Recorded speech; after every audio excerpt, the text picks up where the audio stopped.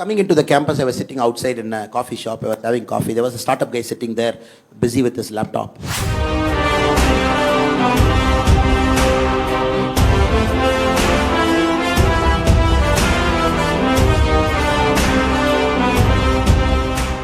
Adding to Asha's question and what you have mentioned, how do you perceive the role of AI in shaping the mindset of masses, especially in social and political context?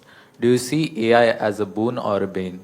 And how do you see the role of AI in governance and position of government as a stakeholder in generative AI? Before coming into the campus, I was sitting outside in a coffee shop. I was having coffee. There was a startup guy sitting there, busy with his laptop. He looked at me, I looked at him. Both had time. I said, who are you? He said, sir, I'm some startup guy. He asked me, who are you? I said, I'm doing politics here. Within 30 minutes, let us discuss. I said, which field you are? And he said, I'm in the people hiring field. I said, it's going okay? He said, no, sir, AI has disrupted everything, sir. Now all resumes are fake, sir. People write all beautiful things and we are taking so much time to realize what is right and what is wrong. All statement of purpose, very fancy ones they write. It looks so believable, very emotional. And it just happened to me 30 minutes before outside your campus in the road across in the coffee shop. So 100% it is going to disrupt. Massive disruption is on. And let me go one step further.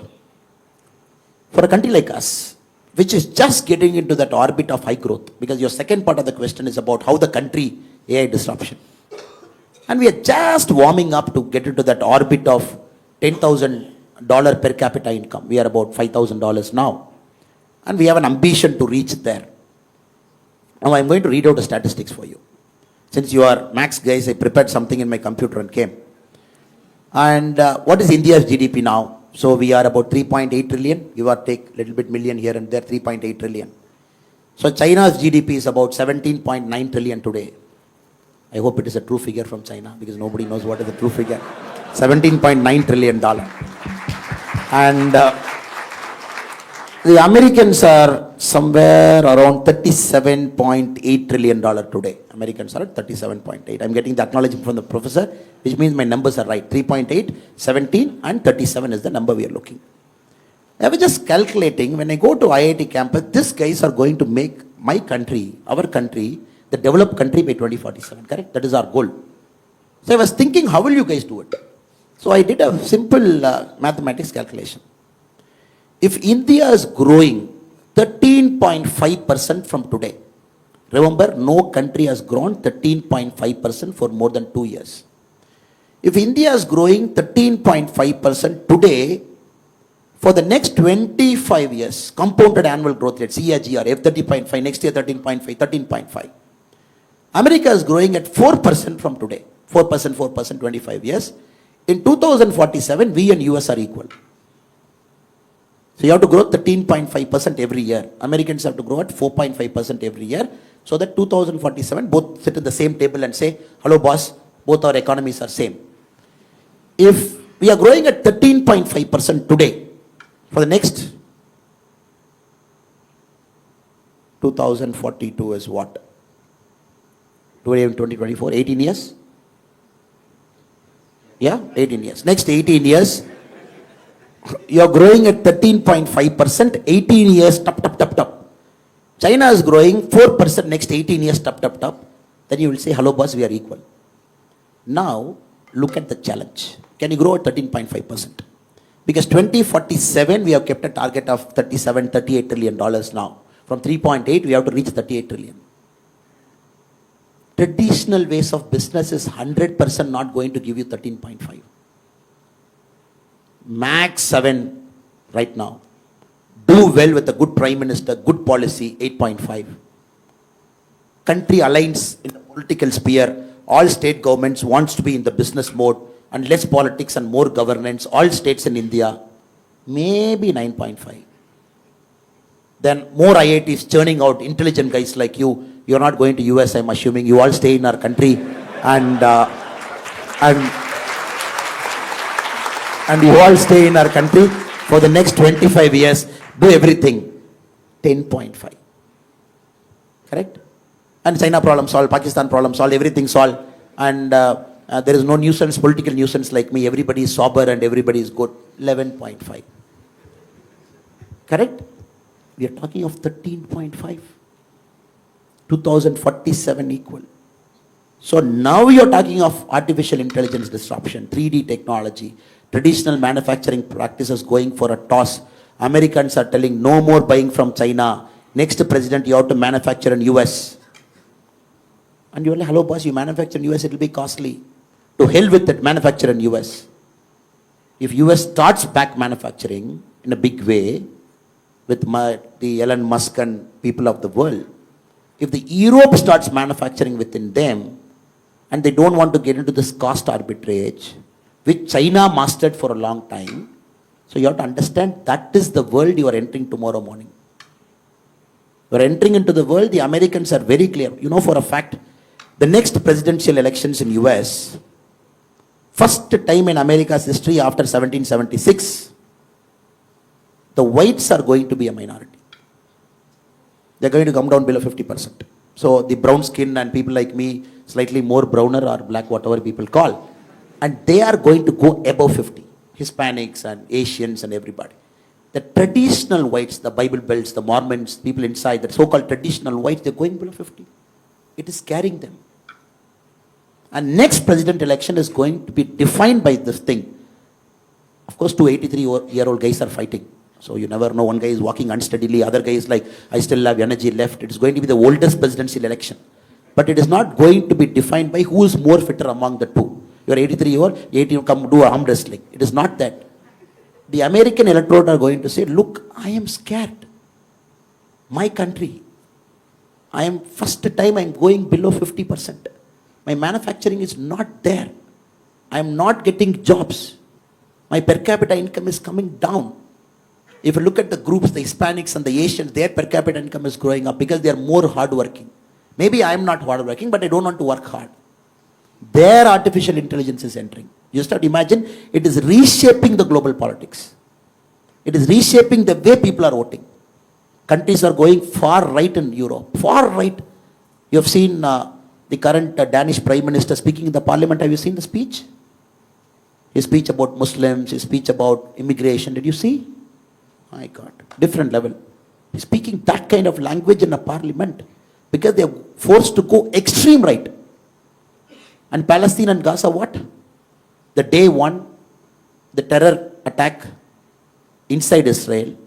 How much killing? 800, 850? Close to 1,000 people. Innocent people died. People who just want to have a good fun in the evening, a party, they got killed, butchered, massacred. What is the retaliation from Israel? Today's count, 29,700. Netanyahu's peace plan is, he's saying, give me the whole Gaza. I want to see what is happening. Let us have control over. Just imagine, it is completely disrupting.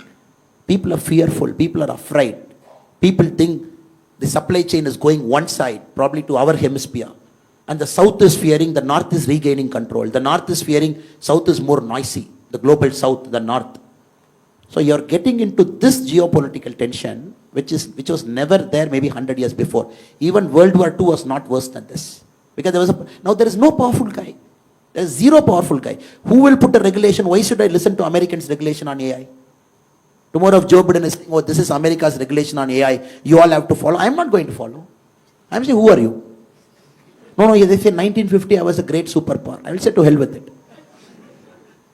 You are no more a superpower. You are declining superpower. You are no Pax Britannica. You are not no Pax Americana. For 100 years, one global superpower managing the whole world. Look at America.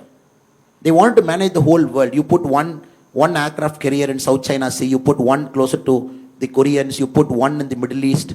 You put a CENTCOM command here. You have a Pacific fleet. You have a blue water navy. Everywhere Americans felt, oh, this is my century. I'm controlling the whole world. Middle East fellow have to listen to me. The Koreans have to listen to me. The Japanese have to listen to me. Now, why will I listen to US? If you look at Jaishankarji's statement, the America is listening to Jaishankarji now. He's going to US and talking a language which we never thought in our lives. We will hear an Indian external affairs minister talking in US like that. So the point I'm trying to tell you is, who is going to regulate AI? And it is completely cross-border. And Europeans don't have a common agreement on how to regulate. Some countries over-regulation, some countries lesser regulation. Americans have a problem. And you can't call the chiefs of big companies to the Congress every time, and the congressmen cannot sit and grovel them. It looks good on TV for their constituents, so you can get some votes. That's the American model of democracy. Look good on C-SPAN. Now what I'm trying to tell you is, I don't have an answer. That is why I'm giving a long answer to you. And, and what I'm trying to tell you is, there is no answer to it. It is going to disrupt. And that is why we need smart guys like you in politics. Because how many current politicians understand AI? 543 members in the parliament. Yes, they are very good in the traditional politics. Extremely good. This caste you divide, this caste you put, and you put a candidate from this caste, and you put a and you put a independent candidate from this caste. Sorry, I'll look this side. Sorry, I'm just going that side. And you put an independent candidate from this caste, he will be the vote cutter, and they will win. Now, unfortunately, fortunately for us, and unfortunately for a lot of people, Modi ji is rewriting the political equation. He's saying, oh, development. And he's talking Vikshit Bharat. He's saying 5 years this and all those things. So now the politics have to change. See, people sitting there in Delhi, not understanding technology, AI, deepfake, regulation. Over-regulation is a problem. You never know how to turn on that stove, because dosa has to be pakka. And it has to be correct thing. You have to just flip it and put it. Now regulation has to do that, right? You put over a thing, dosa will become black. Lesser it's uncooked, stomach pain.